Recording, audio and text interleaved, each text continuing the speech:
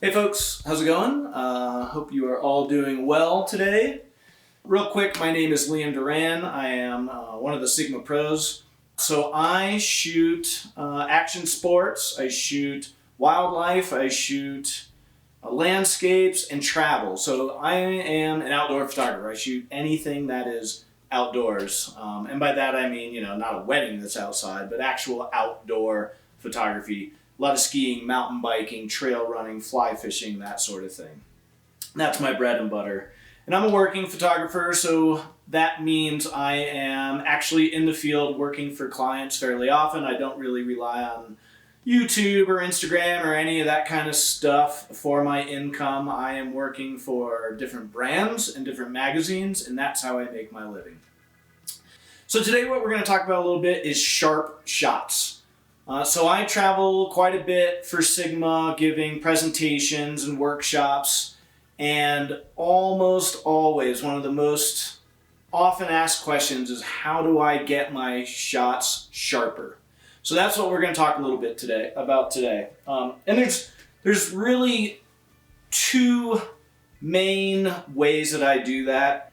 It's all done through technique of how I set up my camera, and also camera settings, how fast I have my shutter speed.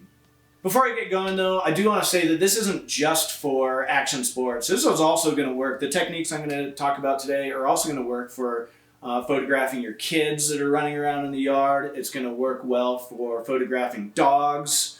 Basically any fast and erratic moving subject, these techniques will work for. Okay, so the first thing I want to talk about is the difference between a lock-off shot and what I call a servo or follow shot. And what I mean by that is the way I set my photos up. So with a lock-off shot, you're not going to be able to see it here, I don't think, but we'll go into Lightroom after this and I'll show you a few more examples of this. But a lock-off shot is basically where I've set my camera, and I have my background, I have everything exactly the way I want it in my camera. And I'm not going to move this camera. My athlete's going to come from out of frame into the frame. And I coach the athlete, exactly where I want that athlete to be. I say, I need you 15 feet uphill from the shadow, from that last tree, or whatever it may be. We go back and forth and we figure out exactly where the athlete needs to be. So I'm right here, I'm not moving my camera, I call in my athlete, I hit the shutter, and it fires off a bunch of frames. The athlete comes through, then I go back into Lightroom and I find the exact frame that I want, the one that's going to work best. In instances like this, I'm shooting at a pretty darn high shutter speed, usually around at least 1/1000th of a second, and if I can go faster, 1/1250th of a second, a 1600th of a second, or 2000th of a second, I will do that. Anytime you have someone moving across the plane of the frame, you're going to need a really high shutter speed to stop the action and make it sharp. The other main way that I will, oh, and let me also tell you this, for lock-off shots I'm usually using a wider angle lens, a 14-24, 24-70, something like that. Sometimes I'll do a lock-off shot with a 7200, but not very often. With servo shots or tracking shots, I'll use a longer lens, something like a 7200 here, the 7200 Sports.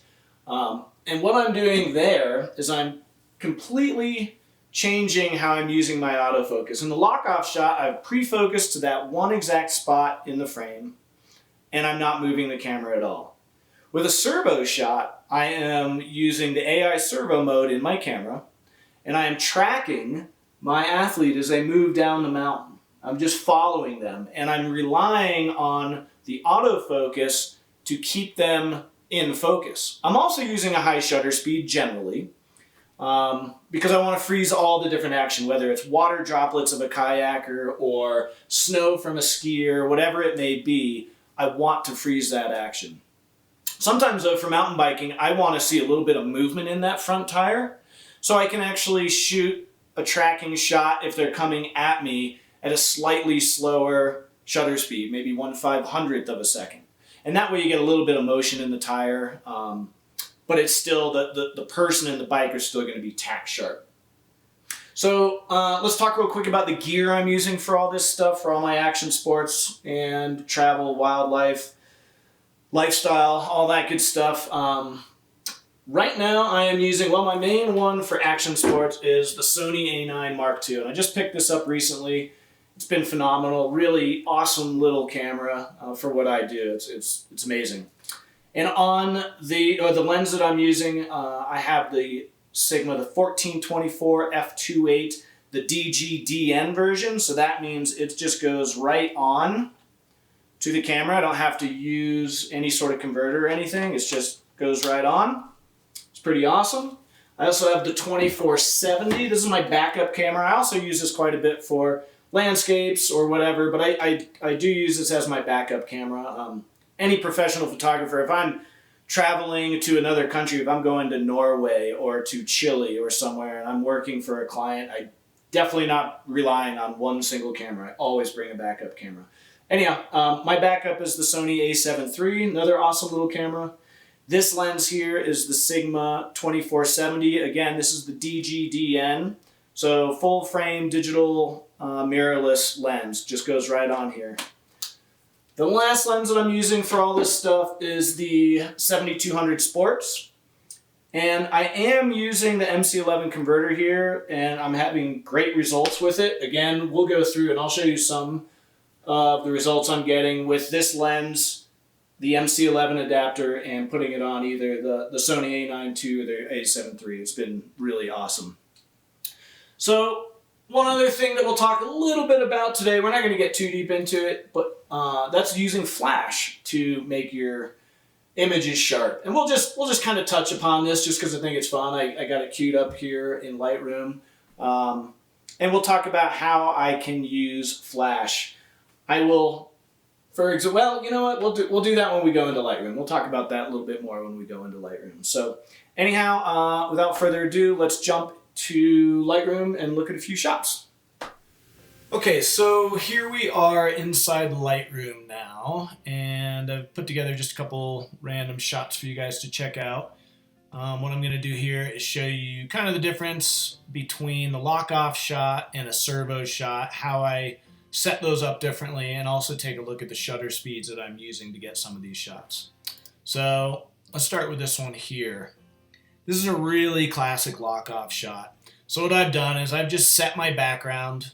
I've got the sun in the background. I have the mountain on the left. I have the tree right there. And I've instructed my athlete to be right in this exact spot. He can't be downhill anymore. He can't be uphill. He needs to be right in this spot, because that's where the snow is clean in the background. The snow kind of goes up against the dark of the trees in the background. I don't want him in front of this tree here, because then he kind of just gets in the way. It just kind of gets a little confusing, and I just want him nice and highly visible in this nice open spot here. And then also we have this great shadow that's, you know, coming from the sun behind him. So again, I've locked off this shot. I've pre-focused to this exact spot right here. I'm not moving the camera at all. My athlete comes through, I fire the shutter, and I pick the best frame of the entire series. So my camera, this is an older shot. I believe this was on the Canon 7D Mark II. I think that's shot at 10 frames a second. The newer Sonys are shooting much faster than that. They're shooting closer to 20 frames a second, which is fantastic. It just gives me more options for choosing in situations like this. So that's a really classic lock-off shot. Again, I'm shooting at a pretty wide angle here. This is at 14 millimeters. That is on a crop sensor camera, so that's probably closer to 24 or something like that. Still pretty wide. And I'm shooting at 1/1250th of a second. I probably could be even faster. I think it would have been better to be closer to 1/1600th of a second, maybe even 2000th. But this is nice and sharp, and it looks great here. This is more indicative of how I'm going to use servo. I'm still using a pretty fast shutter speed here. This is 1/800th of a second, but my athlete is coming right at me. So I'm relying on the autofocus to track him as he moves closer to the lens, to me, as I'm shooting.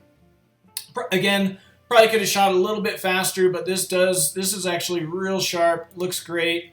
Don't really need it any sharper than that. I have everything I need there. But just kind of showing you that when the athlete is moving directly at the camera, you can get away with a slightly slower shutter speed. Now, I don't mean 1/250th of a second or anything like that. That's going to be way too slow. But a slightly slower shutter speed. Here's another one right here. This is a really good example. Here I'm shooting at 1/500th of a second. And these two athletes are moving really fast at the camera. But again, I'm using the autofocus capabilities of the camera to track the athlete as they move at me. So again here, let's look in real tight. Yuri here is looking nice and sharp. The bike is perfectly sharp, but you do get a little bit of motion in the tire here, which I like. I actually like that. I don't want to see it completely static. I think it looks a little bit weird when the mountain bike tire is totally static. So again, fairly high shutter speed, and she's moving right at me. If she was moving across the plane of the camera, I would have to, 1/500th of a second would not be fast enough to make her sharp if she was moving across the plane, unless I was panning with her. Here we go. Again, another lock-off shot. I've got my exact scene the way I want it to be. I've pre-focused to this area right here. Then I have my athlete come through, fire off my frames, and then I pick the best one. Another little interesting note here, look how close I have my camera to the snow. I probably have the lens barrel on the snow itself right here. I really like that look. It just adds a lot of depth to the image there. Okay, another servo shot. I've got Adam here coming straight at the camera at full speed ahead, blasting through all this powder. I'm shooting at 1/1250th of a second, so very, very fast. I am relying on the autofocus here. I am tracking him as he moves towards me. So I'm relying on both the autofocus and the very high shutter speed to capture this really sharp shot. Here's another one. Here's Gary. This was taken just a few weeks ago during a really, really gnarly, heavy snow squall. This was a crazy day. It was going from bluebird to light snow to heavy snow and everything in between. It was kind of a crazy day to be out shooting. Beautiful day. And as you can see here, it's snowing incredibly hard at this point.